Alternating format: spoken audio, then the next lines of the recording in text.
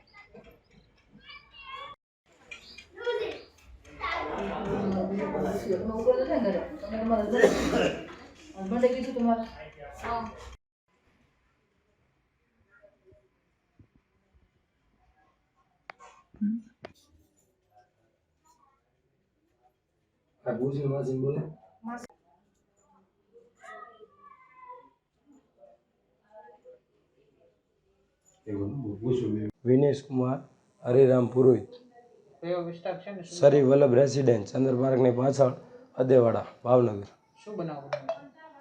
ચોરી થઈ હતી 26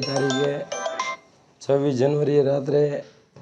24 તારીખે હું ઘરે ગયો હતો રાજસ્થાન ગામડે, પ્રસંગ હતો મારે ઘરે. એટલે 26 તારીખે રાત્રે ચોર આવી અને બધું તોડી, નાણાં, નકોશિયા, કબાટ, અંદર તિજોરીના કબાટ બબાટ તોડી બધું લઈને ગયા ચોરી.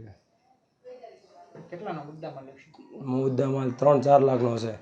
એક વેટી, ચેન, બુટી, ચાંદીના પગના બજાક અને રોકડા પૈસા હતા 40-50 હજાર જેવા અંદાજે.